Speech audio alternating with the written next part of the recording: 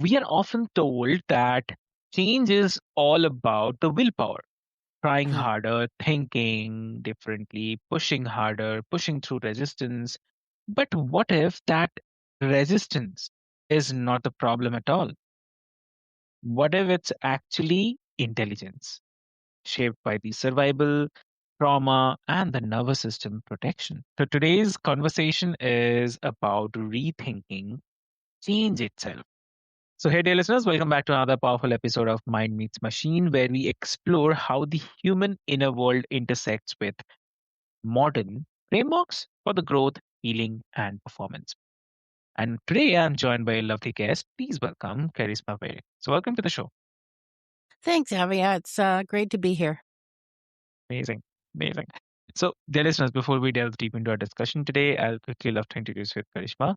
So, Karishma is a holistic wellness coach, author, and the creator of Karishma's work focuses on trauma informed and non prescriptive approaches to change, helping people move away from all or nothing self help and towards the regulation, self trust, and sustainable quality of the life as well. So, in this episode, we will explore how survival strategies shape our relationship with the change and what actually supports real and lasting transformation.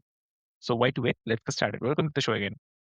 Thanks, Abby. Well, this is such an important conversation for us to be having within our societies nowadays.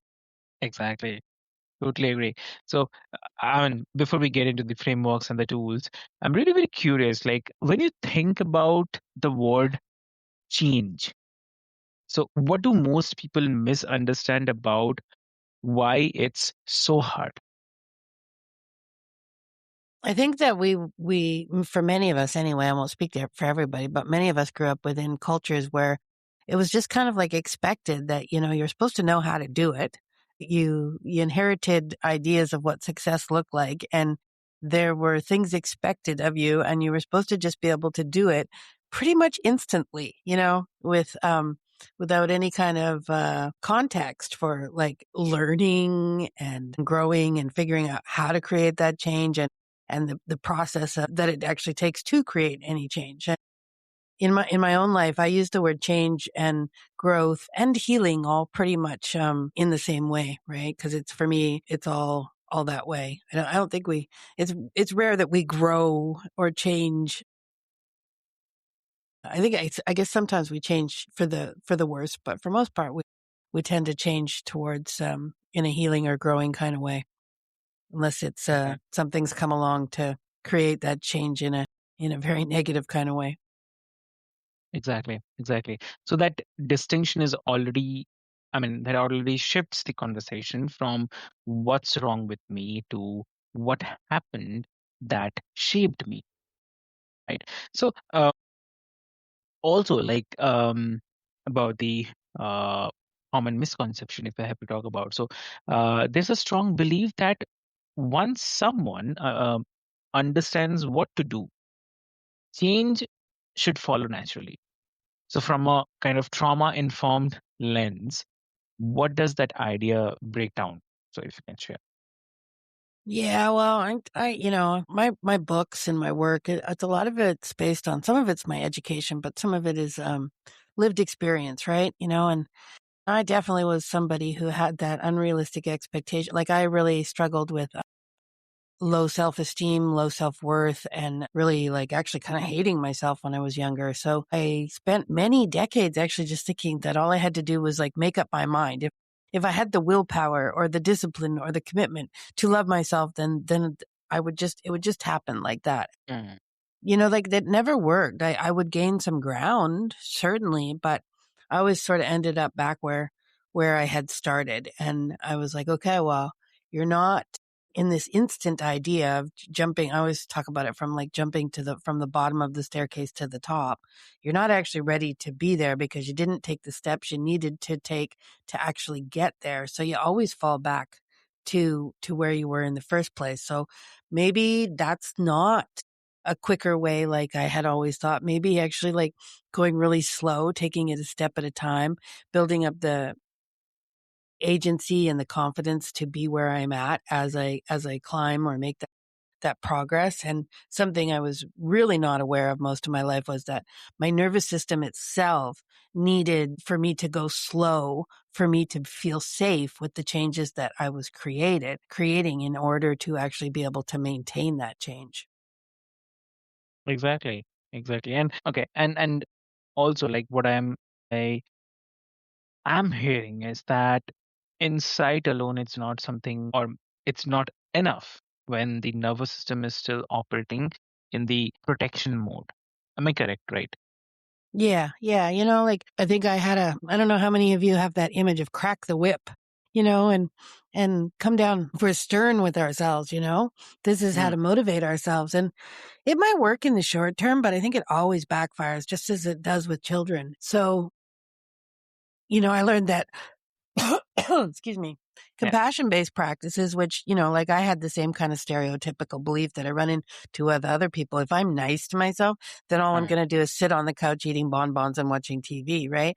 That compassion couldn't be a motivating factor. But Kristen Neff and Brene Brown and Tara Brach and all kinds of other peoples came forward and I was listening, and I finally got to a place where I was willing to sort of try that. And what I discovered was that the real compassion in combination with things like radical acceptance were actually ended up being much stronger motivators, and that I actually thrived and in that kind of an environment with myself. Whereas, like I had been very unhappy, and the pressure, shame, perfectionism, guilt, blame type of survival based strategies I had for creating change just made me feel really heavy, mm. and they were like adding really heavy layers to me trying to do anything. I always picture, like I'm climbing up the mountain, and my approach most of my life had been to like, continually add boulders onto my backpack. And what I've learned in the last 7 years certainly is like, okay, it's already hard climbing up the mountain. So let's kind of try to minimize how many boulders we can put in our backpack. Right. And like, let's understand that it is difficult, and let's learn how to encourage ourselves as we climb up that mountain. And let's also take into consideration the fact that, there's going to be days where we lose a little bit of ground. Very true. Very, very true. And also like if you talk about the root causes, right? So um how do the survival strategies, especially those shaped by the trauma, quietly influence our goals, our habits, even the self-talk as well? So what do you think? Yeah, well, like survival, that word is sort of makes sense, right? But, depending where we came from, but most of us have experienced that pressure to keep a roof over our head. It's like you have to do good at your job, because if you don't do good at your job, you might not have the money to pay for food or a Mm, roof over your head. And so that's a lot of pressure, right? And if we never really learned how to deal with that pressure, or if we lacked a greater sense of faith that we would be okay no matter what, then we're just living in that fishbowl of pressure, and that extends to so many things, right? Like if I am not nice to others, or if I don't do this, or if I don't do this, or there's this concept that we are under threat, and we might not recognize it so much as an adult because it doesn't seem like as big of a threat. But when we were younger, it was a huge threat. And like, that's the thing, our very survival relied on us figuring things out, figuring them out quick, and doing things a certain way because, particularly as children and then growing up, we didn't have control over our environments or whatever. So we learned to control what we could and do whatever that we could to survive. And I think, I don't know what percentage of the population it is, but it's this a human being kind of thing that, depending on what kind of situation and circumstances that we're going to be in, survival is there for a reason, and it alone is not a bad thing. I have a critic that has always wanted more for me and who's always looked out for danger, and that's a brilliant thing. That has kept me out of a lot of really bad situations, and that's also allowed me to achieve a fair amount in my life. But as a long-term strategy for creating the kind of changes in my life, it's not so great because it's actually a lot more difficult, and it's really great in a pinch. If I show up at a party and I get a bad voodoo kind of energy going on with that. And that part of me is going like, get out of here, get out of here. It's good. Listen, get out of there. Right. But, if I'm living in a world that has that kind of energy, I might want to figure out some longer term strategies that allow me to be at peace within myself, take care of myself really well, but then really get to have a quality of life and enjoy myself and sort of navigate those. There's real threats in the world, but if we can start to learn how to navigate them from a place of calmness and nervous system regulation and trust within ourselves and maybe even trust in something greater sometimes, it's just like it's a whole different way of being that, it also has a different impact on our longevity and our health, right? Because those living in threat, living in fight, freeze, or fawn also takes a real impact on our health in our bodies. It might not show up right away, but kind of eventually does. Very true. Yeah. So, I mean, obviously, so what looks like is procrastination or self-sabotage is often a deeply, deeply learned strategy for staying safe. So, Yeah, yeah, it took me running into somebody else, a wonderful professional I work with, and it okay. was just like she always like I would always kind of try to blame myself, right? And my critic has a very narrow lens of looking at things. It looks at things out of context, right? Like, and it calls me names and stuff like, and I was it was mirrored back to me. Perspective was shown to me. That's like, hey, there is always a reason. If I'm struggling to do something, or not able to do something, there is always a reason for it. Usually a very, very valid reason. And it isn't until I can actually acknowledge that reason why I'm not doing the thing it is that I want to be doing, then I'm not going to come up with a realistic plan or problem solving that's going to allow me to move forward in that area. Sometimes that's not even the right goal for me. But when it is, like sitting in the blame or the shame or the being stuck in a threat mode, it doesn't allow me to actually meet myself where I'm at and figure out what it is that might be needed in order to actually move forward with that goal for myself. If that does that make sense to you? Makes sense. Makes sense. Definitely. So, one thing I definitely love to ask you, like in your coaching work, how does this tend to show up day by day or day to day for the people who genuinely want to feel better or live differently?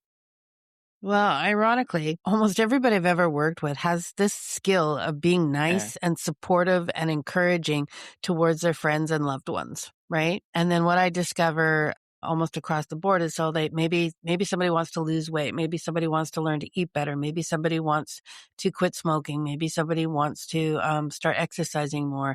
Like they have these goals for themselves, but what almost always reveals itself is that the relationship to self is not the same kind, supportive, encouraging relationship the way that they treat the other people in their life. Like if you came home and you forgot to get the milk because you had an upsetting phone call before you left work, I'd be like, oh, baby, I'm so sorry to hear that. That's okay. We'll get milk later. But if I was the one to forget the milk, I might be like, oh, you idiot, you forgot the milk. Now you ruined now we can't have milk at dinner. And so it's like where I think I shine and where my passion is helping people sort of like, look at that relationship to self and then, develop some attunement that includes compassion. And we might not necessarily like everything that we see about ourselves, but like, let's learn to approach it with like compassion and understanding. And I also really like the radical acceptance tool because it's like when we can accept things, and these are often things that we have difficulty accepting, right? But when we can accept them, that does involve emotion and feeling, but from there is the place where we can actually do something about changing it. Right. So, but yeah, it's for me, it's all about like helping people develop a kinder, more attuned relationship to themselves, because it's like how many of us in society is like when we walk along the sidewalk and we fall in a hole, we stand above ourselves at that and we scold ourselves for having fallen in the hole.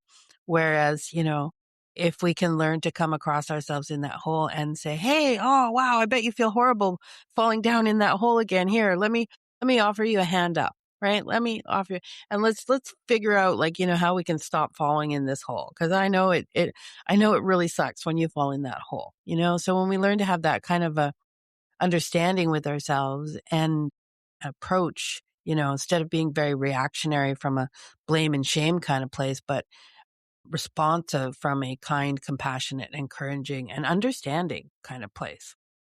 Exactly. So, like you work with the approaches like the compassion, nervous system regulation, mindfulness, even rethinking goal setting as well. So, what does a more supportive starting point or for the change actually look like? Well, I think it really depends on the person because we all have different degrees of trauma and we're all in different places. Like I've worked with some people who by and far are actually pretty nice to themselves across the board, but there'll be one or two little places where they're not, right? There's one Yeah. or two little places where that idea of change is pressure and unrealistic, right? So with those people, we'll look at that and we'll perhaps like really lean into the way that they support themselves in the other area and kind of like look at why that's not happening in that place.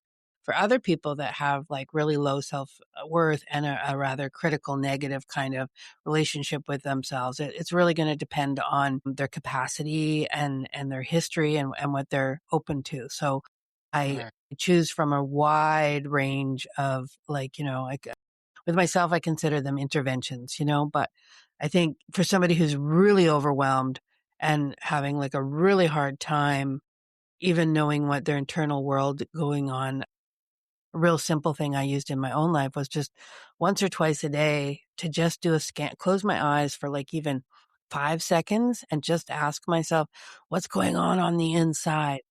What is just checking in with myself? Like what is going on? And from there, like I developed a pause and then I had a choice like, oh, wow, you're really struggling. And I started to develop like, care that like, oh, wow, you're having a hard time right now. I can Yeah. feel that. So then I can do things like put my hand on my heart, just take one deep breath, or for a couple of years, I would just, when I'd check in, there was usually struggle and distress there. And then I would just like, it's like, oh, you're struggling. I hear you. Okay. I love you. Right. And I learned to do that from once a day to multiple times a day. And that scan can include whatever you're comfortable with, but like it could be, you might notice your emotions, you might notice your oh, my neck is, like, so tense, right? Or my jaw is clenched. Could be sensations, could be Yeah. like, "Oh, wow, my thoughts are really racing," you know?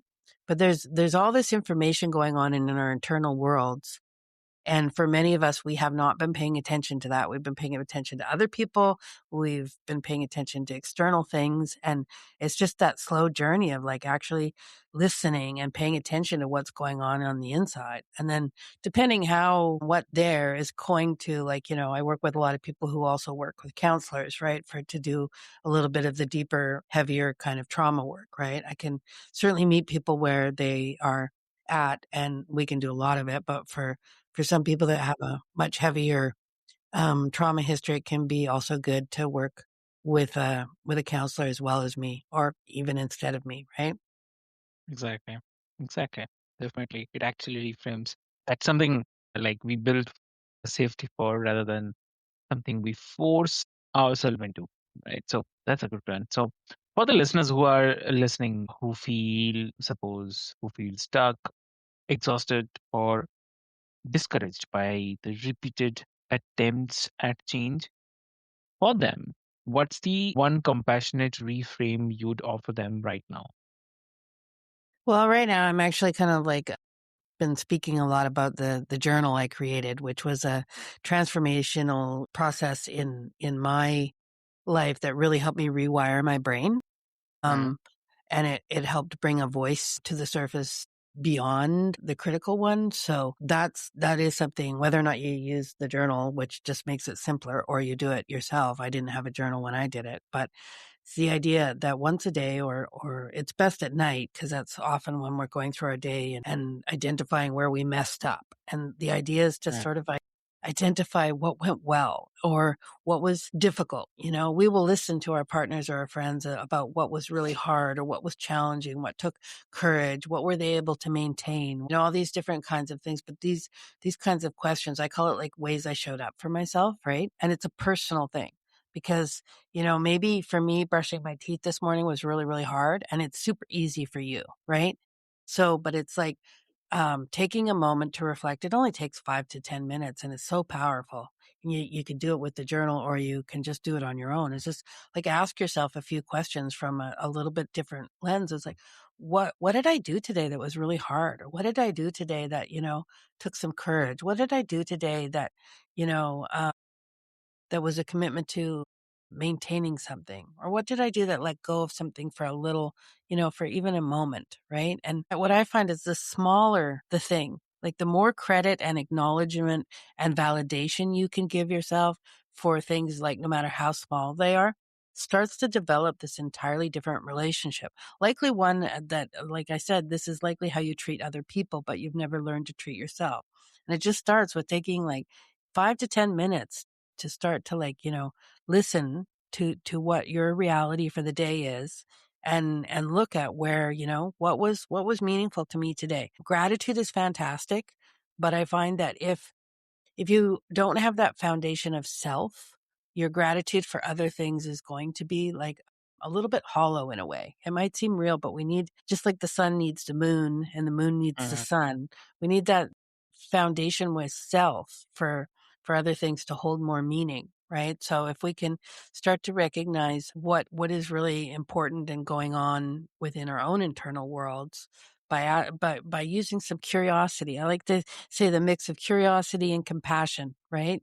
Rather than that like threat lens at the end of the night, like, oh, where did I mess up? What's coming tomorrow that I'm not on top of? But just that, like, oh, what and it builds confidence and agency, and it starts to develop this more attuned, loving kind of relationship with ourselves that ends up being something that we get to draw on in difficult times and with any kind of change that we're trying to thing. I get to ask this question about the overwhelm all the time. And, you Mhm. know, just learning to respond to our overwhelm differently. Like, oh, Charisma, you're feeling overwhelmed. Wow. Okay. I got you. I got you. What should we do? Should we have a cup of tea? Should we lie down? Should we go to bed early? Should we call a friend?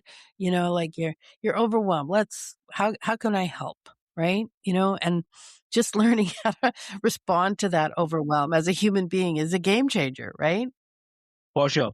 And here, definitely, I'd love to say that lasting change, it doesn't begin with the pressure. It actually starts with the strategy, understanding, um, I'd say, the kind relationship with the parts of us that learned how to survive, right? So that's Yeah, amazing. And I like to say like, so many of us were on autopilot or we're kind yeah, of checked out to ourselves. So if I'm not aware of what's going on inside myself, I don't stand a chance of actually tending to it. And if I'm not tending to it, then it's just going to kind of run amok, right? So, back to the nervous system kind of things. It's like if I understand I'm in distress or I understand I'm anxious or I understand I'm fearful or anything like that, then I can start to do some things like, okay, let's ground for a minute. Let's breathe for a minute. Like maybe we'll try some meditation. Maybe we'll but that's what I mean. That awareness gives us the opportunity to actually tend to what's going on, which then creates entirely different results. exactly. And it's really great. And Karishma, like, where can listeners learn more about your work, your books, coaching? So if you can share. Well, here's the latest journal. And it's on Amazon, or you can reach out to me. And then, yeah, this is the main book, The Light Switch Myth. And so probably the easiest way is to go to towardswellness.ca. Because the books and stuff about my coaching and my beliefs and I even have an accessibility policy that if you cannot afford a copy of the Light Switch Myth, you can reach out to me and I will email you a PDF copy because I know what it's like to be limited in resources. But yeah, towardswellness.ca is kind of the hub. If you Google Charisma Veer, I pop up all over the place and you're welcome to interact with me on any social platform that you find. I always respond back to people and I'm happy to have friendly chats about things. And yeah, all my books are on Amazon, or you can get them through me as well. Yeah. Towardswellness.ca, probably the best bet. Yeah. Amazing. So what I'll do is, dear listeners, I'll put all the links into the show notes for easy reference. And with this hope, thank you so much for joining us on Mind Meets Machine. And if today's conversation has resonated with you, I invite you to reflect on how you relate to change, and not just as a kind of personal failure, but as a nervous system story waiting to be met with care. So, with this hope, until next time, this is your host, Avik, and stay curious, stay grounded, and be gentle with your process. So, thank you so much. Thanks.